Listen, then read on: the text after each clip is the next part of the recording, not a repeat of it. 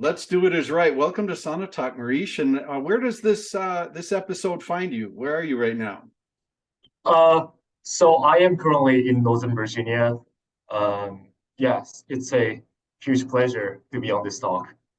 Well, it's a huge pleasure to have you. You know, the thing about the Zoom and stuff in technology is does bring the world a lot closer. And so your home country is, Yeah, so I am originally from Japan. and you're now in the DC, Washington, DC area, right? Exactly.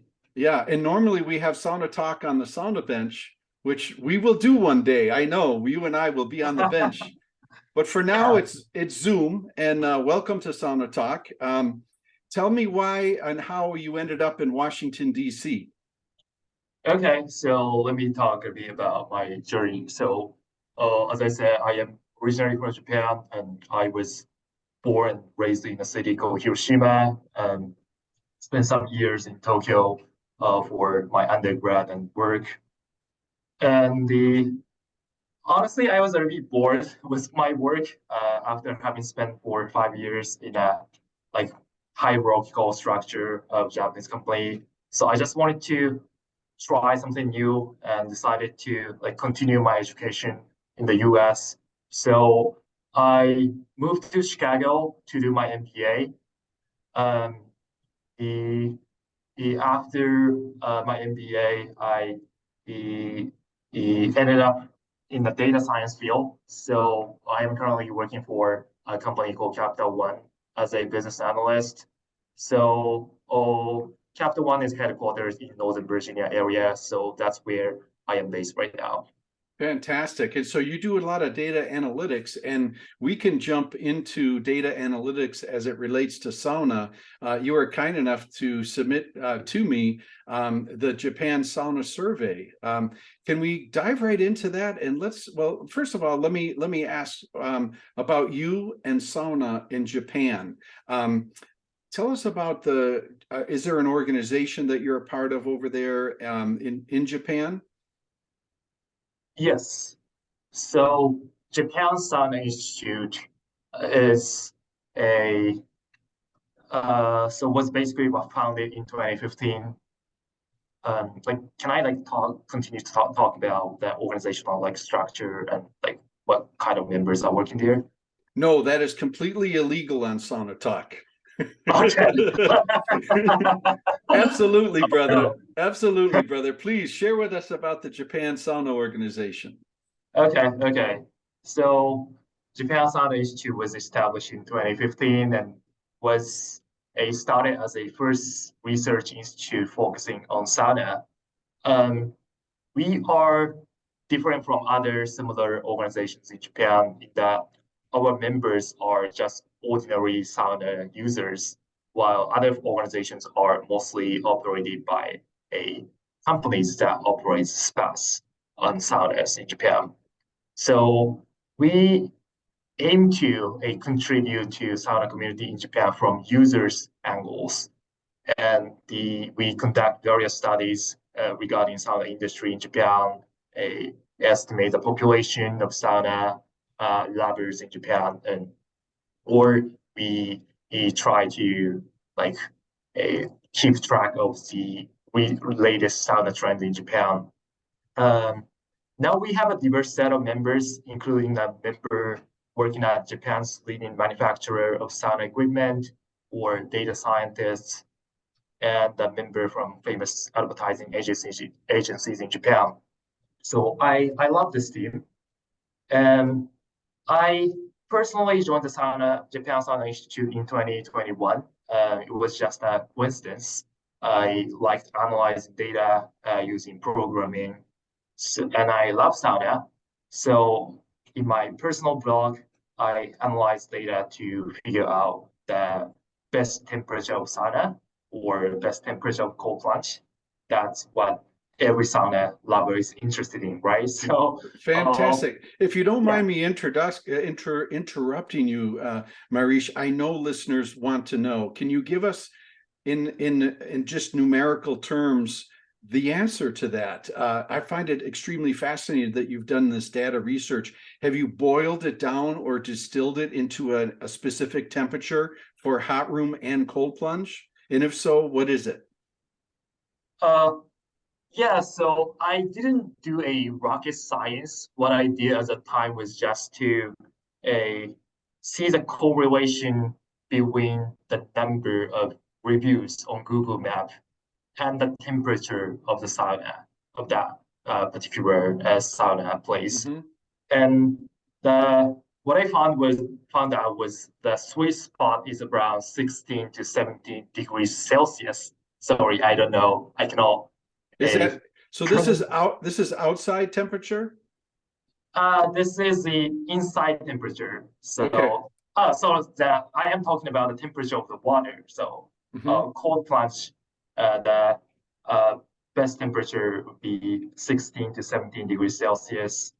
And the for sauna, the most popular saunas in Japan ranges from 85 to 95 degrees Celsius. Okay, Although and for those listeners in North America, 15 degrees Celsius is about 60 degrees. And the temperature in the hot room was which? was ranges from 85 to 95. Sure, 85 is about 185 Fahrenheit, and then 95 degrees Celsius. I think I can do that one in my head because that's about 200 and 205, something like Yeah, that. right. So I would have to say Japanese like it hot. Yeah, for sure. Um, Even like some saunas in Japan, they have over 110 degrees Celsius, which Mhm. is a temperature I have never found in the States. So 230 Fahrenheit. yeah, I think one of the reasons is a, historically Japanese people loved a very dry saunas. Mhm. Um, so I think humidity makes it feel hotter, right? But Absolutely. Good point. uh, yeah, traditionally Japanese people prefer to be in a very dry, hard for extremely hot sauna. Some people even treat sauna experiences as something like a like judo training, like Mhm. endure the heat and just dive into cold plunge. Right. That's the old way of enjoying sauna in Japan, which is beginning to change, but that probably partly explains why many saunas in Japan are pretty hot compared with outside world. Mhm. Very well spoken. And tell me the name of the organization again since 2015. Japan Sauna Institute, that's the English name. Awesome. And do you guys have titles or and how many people are members? Uh, so it's a bit hard to define the number of members, but we have like 8 members who are actively involved in this organization as either a researcher or as a someone who's in charge of handling communication, that sort of stuff. But we collaborate with a lot of a sauna lovers all across Japan, and they regularly send us updates on the latest experiences Mhm. with saunas across Japan. So if we include those people, we would say the members would be a dozens of people. Excellent. Should we dive right into the Japan Sauna Survey? What do you think, Mary? Should we talk about that? Sure. Yes, that's great. Yeah, yeah, and I will share this, the results of the survey. You were kind enough to send it over to me. As a professional of data analytics, I think you've done a hell of a job putting this document together. Do you want to speak to some of the top line results of the Japan Sauna Survey for 2023? Sure. So what we the biggest finding we found was that sauna population in Japan is now picking up again after the big decline of COVID. Mhm. So, oh, oh, oh, thank you for Are, sharing. are you So, looking? Can you see it? yeah, I am looking at it. Hey, Marish, I get a big prize. I mean, I'm like getting on 60 years old, and I got these new headphones. I got a buddy of mine went to college with my son. He's got me going in the tech world. So forgive me if I screw things up, but I think I'm doing pretty good, right? You can see your results, right, on the screen. Yeah. Okay, and hopefully, if you're not watching this, I'm going to upload our podcast to YouTube, the Sauna Times YouTube channel. But don't worry about it. If you're listening in the car or driving around, we're going to just speak to this really quickly. But I have on the screen now for Marish to speak to is the Japan Sauna Survey of 2023. So forgive me, Marish, but please go ahead.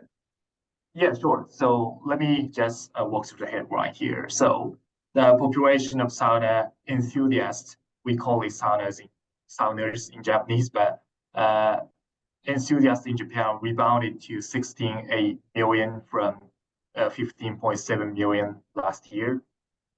Um, the heavy and medium segments showed a robust recovery, while there's still a significant gap with the pre-COVID population in the light sauna fan segment. And more than 25% of respondents said they had used a private room sauna, which highlights a new trend in the Japanese sauna community. And 53.9% of respondents indicated that COVID is the main reason for not going to sauna, followed by crowdedness and post-sauna sickness. Okay, good.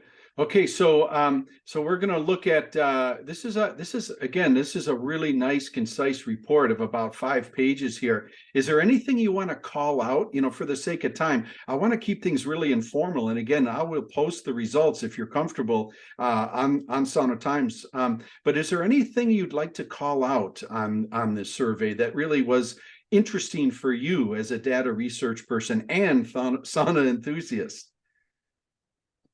Uh, yeah, so the biggest concern that we had last year when we conducted the survey 1 year ago was that the population of Japanese sauna fans have declined significantly due to COVID. Mm-hmm. Of course, Japanese people are considered to be conservative, and also we are one of the fastest aging societies in the world. Um, Also, biggest cities in Japan like Tokyo and Osaka, they conducted a city-wide lockdowns, which literally forced many bathhouses in Japan to close to shut down altogether. But Right. we are seeing a good trend in 22 as cities begin to open up and as a hardcore sauna lovers are coming back to the bathhouse. We are seeing the recovery. Although the light segments, people don't go to sauna that often. We have not seen the full recovery from the pre-COVID level. But Right. when it comes to like heavy sauners and medium sauners, those people who go to sauna more than once a month, our trend, that trend is almost a similar to what we saw before COVID. So overall, the uh, when you go to a like when you go to sauna, like famous saunas in Japan, it's almost like as vibrant as before the COVID. So we are welcoming the robust recovery of the sauna population in 22. That's the biggest takeaway from this survey. Fantastic. Well, here it is. Is there anything specific, any graph that you'd like me to touch upon right now while this is still on screen? Because I'd like to move away from it if you're okay, but I do want to acknowledge this excellent work that you've done. Any graph that you want me to call out right now while we're scrolling around? No, I think we are good to go to the next topic. So yeah, right. I like your spirit. So now I got to figure out how to stop sharing. Let's see. So you keep going here. I'm going to get this back off the screen, and then we can talk. Go ahead. Keep going. So do you sauna in Washington, D.C., Marish? Sorry, say that again, please. Yeah. Do you sauna much today in your day to day? Are you taking saunas much? Yeah, I do. So I got a membership of the gym and they have a sauna. So I rarely take shower in my home and Mm-hmm. right after work, and on a daily basis go to that gym without working out, just taking sauna and take a Right. cold shower. That's my daily routine. But that's one thing I I'm like I feel sad about moving from Chicago to a DC area. Like Chicago has a multiple great Russian sauna locations, whereas it feels like the sauna culture is not as big Mm-hmm. in this city compared with Chicago. So yeah. Yeah, let's talk about Chicago for a moment or two. Do you remember the names of the places that you would go to in Chicago? Yeah, so I used to go to a place called Chicago Sweat Lodge and Chicago Bath House as well. Mhm. The other one is, I think it's in the Buffalo Globe. So they were not exactly, that one is not exactly in the Chicago, but I went to a place called Chicago's Sky Spa as Yes. well. Hmm. Yeah.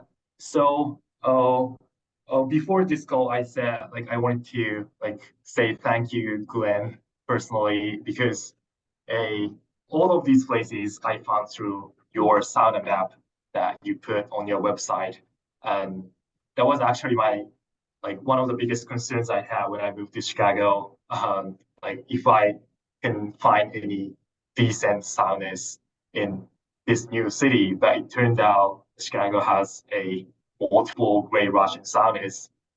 So yeah, I Yeah. really appreciate that My my information you My put together. pleasure. It's a lot of work, and I'll be the first to tell you that. Trying to maintain an active map of public saunas, saunas worth of sweat, but I have to also say it's been great because we have a couple of volunteers that help maintain the sauna map.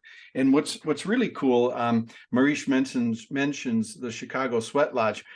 You can go on Sauna Times and search Chicago Sweat Lodge, type that in the search bar. And yeah, I was really happy to be able to do a Sauna Talk podcast from there. I love the facility.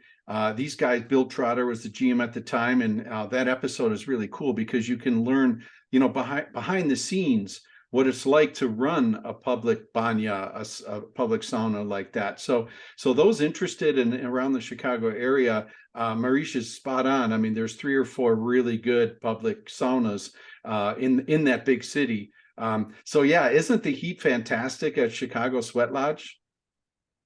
Yeah, that is amazing. Like they've got two different saunas inside, like a Turkish wet sauna and Russian dry sauna. Yeah. They call it dry sauna. It's not dry from Japanese perspective. It's still very humid, Hmm. and the temperature is pretty high as well. I think it was around 200 degrees Fahrenheit for sure.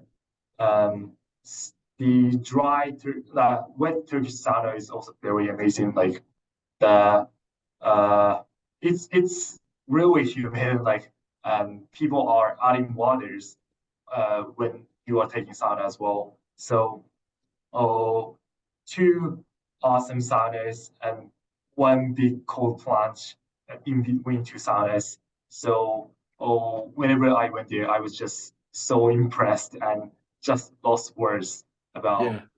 yeah. But you have saunas, public saunas all over Japan, right? Like, can you tell for listeners what a public sauna is like in Japan and how it may differ from, from Chicago Sweat Lodge or Russian banyas? there's Russian banyas in New York City. There's one out in San Francisco. Yeah, I love Archimedes Banya by name. Yeah, so give us a little flavor for many listeners that are not Japanese, what it's like to do to engage in a public sauna in Japan. From the moment you say walk in the door, kind of a thing. Can you give us a little flavor of it? Okay. So one thing that uh, Japan is different from external world when it comes to sauna is that the diversity of types of sauna, and Japanese people like to import external world, the stuffs from external world and make it in their own way. Mm-hmm. So, uh, one of the things is the experiences itself. Many sauna places nowadays do a low performance in front of sauna customers. So, oh, maybe like some places have 5 or 8 times a day. They have a low performance, and they have a like professional or people who are just hired to perform Loryu, a like outgoose in front of the sauna fans. So Okay, so people, sorry to interrupt you. So you're saying the performance. Well, first of all, is my screen looking okay? I was kind of messing around there. Are we in good shape? yeah, Okay, great. So I jinxed myself saying I'm good with technology now. I was like, I was totally not, I was over my skis as an expression. I was falling down the hill trying to get this right, but everything looks good, right? yeah.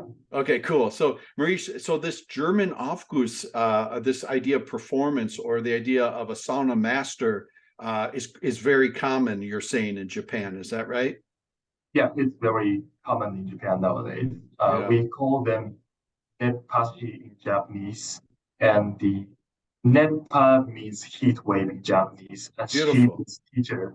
So, there are professional netpashi in Japan who are hired to Mhm. perform avgus in front of everybody. And also, the one interesting topic I wanted to bring up here is a so the recently the new baseball stadium, like new ballpark, was opened in Hokkaido, and they have sauna room to watch baseball game. It was actually one of my dreams to enjoy sauna while watching baseball. But uh, uh, this stadium has actually installed and made the dream of many sauna fans come true. Wow, that's really something. Back to the difference between saunas in America, United States, say in Japan. But sauna is something you mentioned, like something you enjoy at home, or at least at the gym or membership club here in America. A place that hold a limited number of people.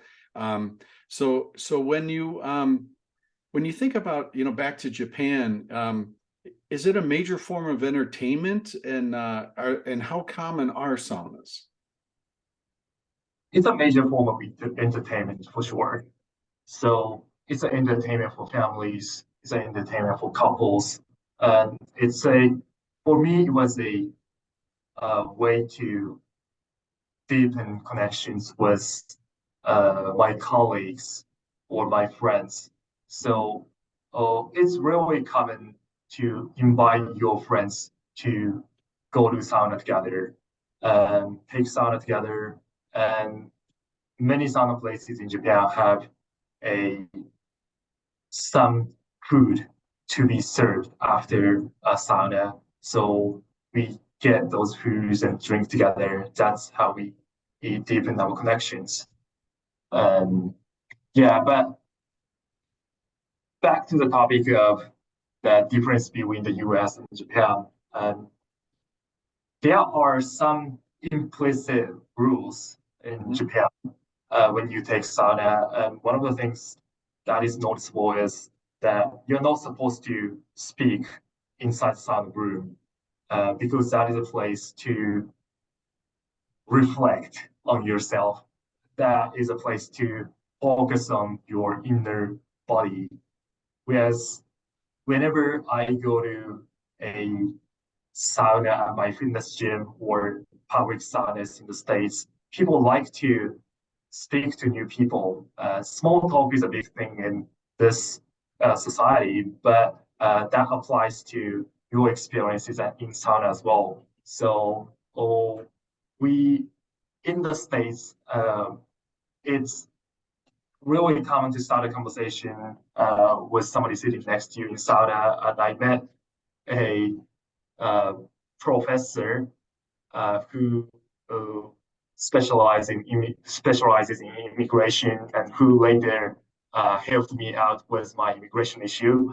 And also, I met someone who was thinking about starting his own business, and I met him in sauna, and he later shared his business plan with me and asked me for feedback. So that kind of a unexpected encounter with new people. I think that's a unique part of American sauna culture.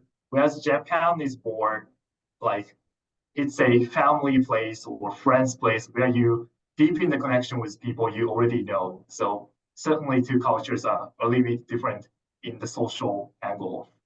Very well. Thank you for explaining that. So I wanted to unpack just a couple of quick things there. So you're saying that in Washington, D.C., you were sitting on the sauna bench, and next to you, you had a spontaneous conversation with an immigration attorney. Is that where that happened? Yes, it happened in Chicago actually. Oh, in So Chicago. yeah, What a was it at Chicago Sweat Lodge, or where was it? it was actually a the sauna and fitness gym of my university. Wow. So yeah, I met the professor of who focuses on like immigration issue.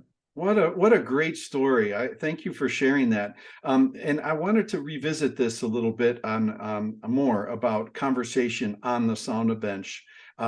You're telling me that in Japan it's polite to be quiet in the hot room all the time. Yes, yes. And So would this be the case even if like a family were in the hot room together? yes. So if you are the only group in the sauna, some people might start a conversation, but you're not supposed to disturb other people's experiences. So yeah, you are not supposed to speak up, like speak any words inside sauna. Beautiful. I look, there's no judgment to this, but I find this unique, or not unique. I find this very special. So you could, in Finland, I've been there 3 times the last 3 years kind of thing, and have taken many saunas. And there is a code or a practice where there's no speaking when you throw water on the rocks, and you let the sound of lolu, the steam, speak. And I find that very beautiful. So we have a hybrid approach here. In Japan, no conversation. In Finland, no conversation when the steam is speaking. In America, talk all the time. So go figure on that, right? That's so true. But Yeah. what's strange about Japan though is many saunas in Japan has TVs inside. So people just quietly watch TV without speaking at Oh, all. that's hilarious. That's great. So, So again, no judgments to the let's call it three styles. I'm sure there's another that comes into play, but is one any better than the other? The Japanese style, no talk. Finland, no talk when there's steam. America, talk all the time. I mean, look, if you weren't in America, you never would have met this immigration guy, right? So I guess there's no judgment, right? No one is better than the other. Do you feel that way as well, or if not, yeah, I feel tell me. that way. I feel that way. Yeah, There's no one way to enjoy sauna, right? They're just different experiences. beautifully said. Thank you. Yeah, I could not have said that any better. I like the Finnish way. Come to think of it, I mean, I think there's enough chitter chatter in the world. I just find it really beautiful that there's that moment of pause to listen to the soul of the sauna. Let the sauna speak is to me a beautiful thing. Yeah, this is so great. I really am enjoying our conversation, Marish. It's so special to have this international connection of the universality of sauna, of good heat. What else? The study, I'll put that out there. We talked a lot about sauna bathing in Japan. Is there anything else on that the cold plunge water? It's a sacred experience in Japan. Is that right? That is so true. So, oh, it's a sacred water.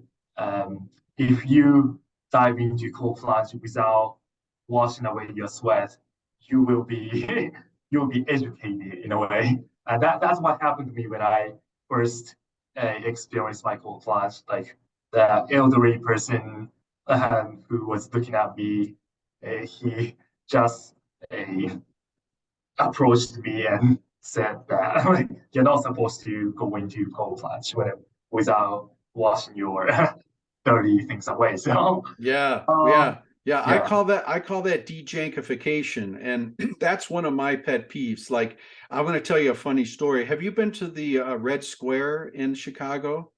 The Red yes, Square? Yeah. I think they've changed their name to Chicago Death House Oh, recently. that's right. Exactly. You're right. Yeah. You're right. And so anyway, I live in Minneapolis. I flew to Chicago for a conference, and I purposely took an early flight because I figured, hey, a sauna is the best way to get rid of airplane juice, all of that airport stuff you get, dry air, sweaty air, maybe even some germs and stuff. So I get to Red Square, then called Red Square, in the morning, and I think I was the third person to go through the doors, and everything was fresh and clean. And I get down there, unchanged. I'm sitting on the sauna bench, and there's a Eastern European, a Slavic guy, probably Ukrainian, Russian, sitting there, and he's got a nice sweat going. And I didn't say anything, and I'm sitting there, I'm getting hot, and he gets up and leaves.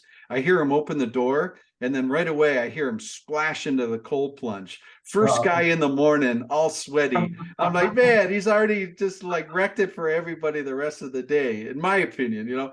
So I'm just jumping on this because I'm a bit of a snob that way. I have a cold plunge in my own backyard in my Minneapolis sauna, and I have this beautiful big lake up north at our cabin sauna. So I've always had very pure cold plunges.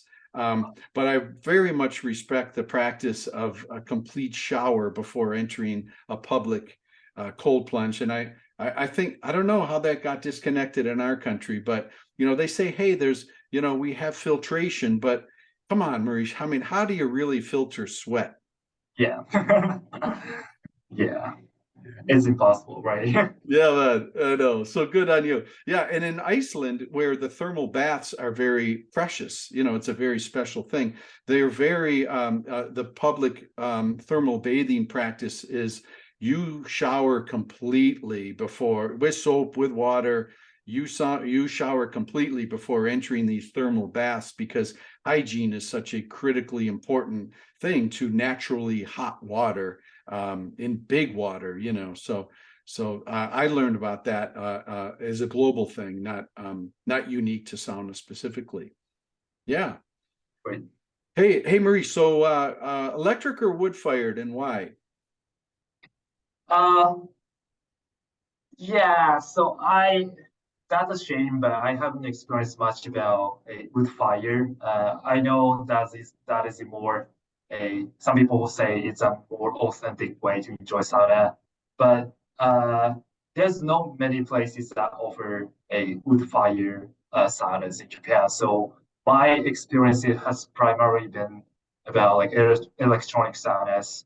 Um, they are good like electronic saunas, like so many electronic saunas as well. So yeah, Yeah. Well, most mobile saunas are all mobile saunas are wood fired. If you could have a mobile sauna and bring it anywhere in the world, where would you like to go and enjoy a good sauna? um, yeah. So I would have said that like if you asked us this question a couple months ago, I would say a baseball stadium because I'm a big baseball fan. But now my dream had come true because of that stadium in Hokkaido. So, now I would take mobile sauna to a my university, a Northwestern University. They've got a beautiful lake beside a that, and they've got a beautiful beach as well. So I would love to bring the mobile sauna to one of the beaches in the university, and after that, I would love to dive directly into the natural cold plunge Yeah. um, without taking a shower. So Great, great. And say it's a sauna day for you. You know you're going to sauna. What is the favorite moment for you? From the moment you wake up to the moment you go to bed after a good sauna session, including all of the rounds and the experience. If you had to distill it, what's your favorite moment for sauna?